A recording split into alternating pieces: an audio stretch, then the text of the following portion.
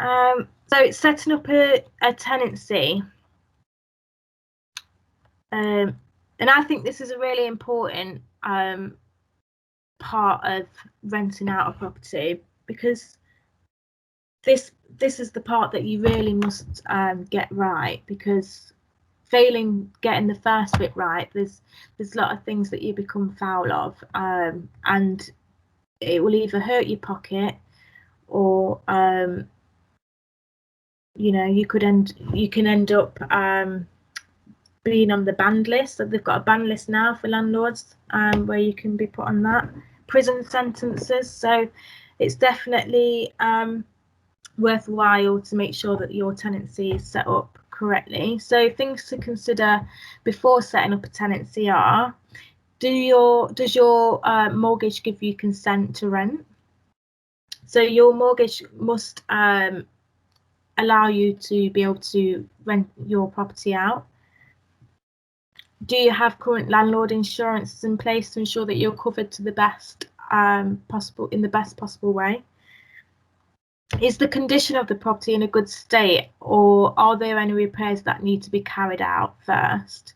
My motto is, you do it all right once, you don't have to keep coming back, so it saves you a lot of hassle in the future. You need to people joining.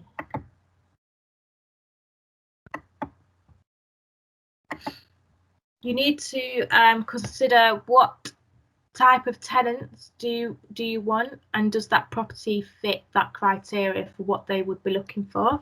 So if you're looking for families, for example, then, and your property is nowhere near any schools, then it's quite unlikely that you're going to attract families to that property.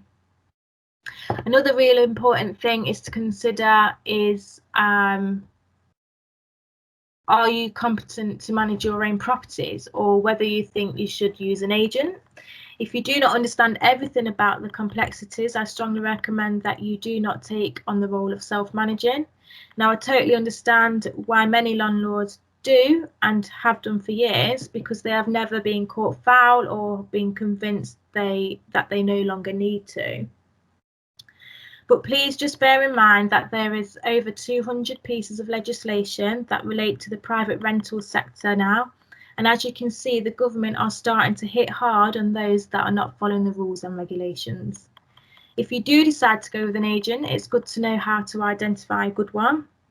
It is vital you choose a good agent, because even with an agent managing, some of the fines and penalties still fall with you, the landlord, and not the agent.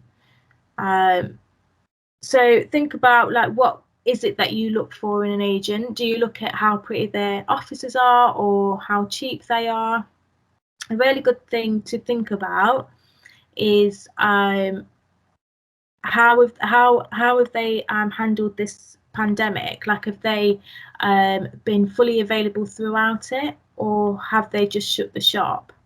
The answer is, and obviously my answer would be, yeah, I've been around, I've not gone anywhere, like I've been here all the time, and I'll always be available to answer anybody's queries.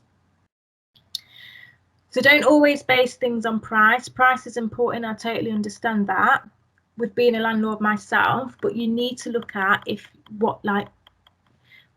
it goes wrong, can you afford not to? Because some of the fines and penalties that are out there, just one fine could wipe you out. You could have been operating for years with no problems, and then one prosecution could wipe you out completely. Especially in today's climate, with all the changes and regulations coming in, I would seriously consider which way you wish to go.